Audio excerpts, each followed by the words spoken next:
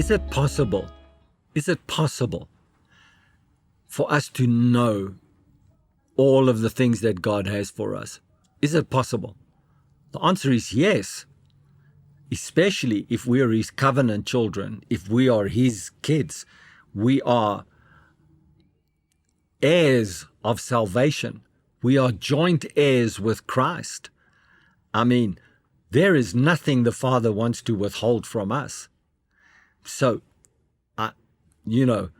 how is it that so many Christians struggle with what the will of God is for their lives? Well, it's because we've been taught to follow our own will.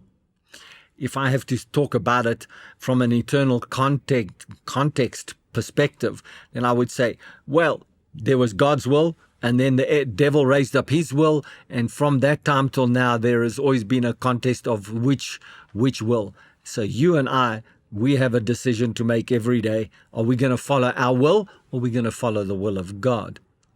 So the more I put into my will, the more I'm going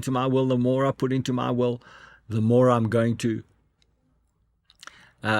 not know what the will of God is, because on the one hand, I'm receiving revelation from God. I love God. I know that God has got good things and blessed things for me.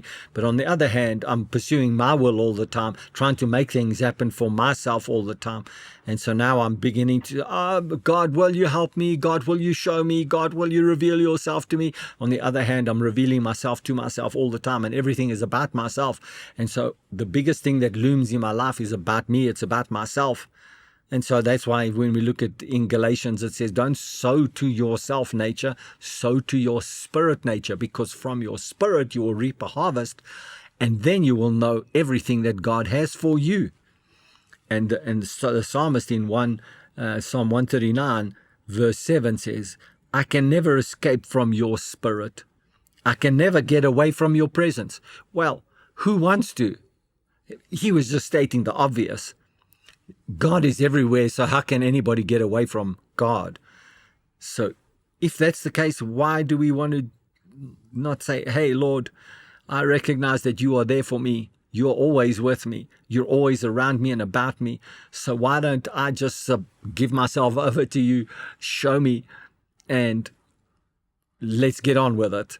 But we get so caught up into survival mode, and I got to buy a house, I got to get a car, I got to have clothes, I got to pay rent, I got to do this, and by the way, I want to have a meaningful relationship. I want to have this, I want to have that, I want to go travel the world, I want to go as many holidays as I can have, I want to do this, I want to do this. Does that sound familiar to you? I need this, I need this, I want this, I want this. I need this, I need this, I want this, I want this. If you're not saying words like that, you're thinking words like that. Your whole life is probably consumed. Is my career good enough? What do I have to do next for my career? How much more must I study? What else can I do to improve my career? What can I do to get promoted? What else can I do to get more money? Because if I get more money, then I can do this, and then I can have that. And if I can have that and I can do this, then I'm going to have what I want. It's all about me, I, want, need.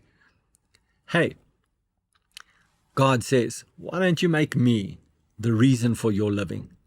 Then when you make me, God, the reason for your living, I'll take care of all the stuff that you need, and I'll create a want in you that not only gives you purpose and satisfaction and joy and meaning in life, but I will make sure that you enjoy all of the things that the earth and the world can provide to you.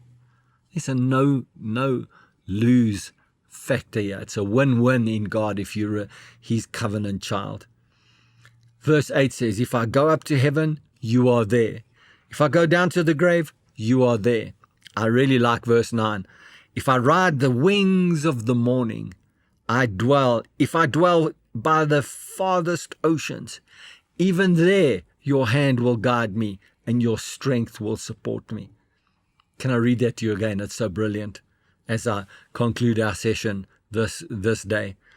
If I ride the wings of the morning, if I dwell by the farthest oceans, even there your hand will guide me, and your strength will support me.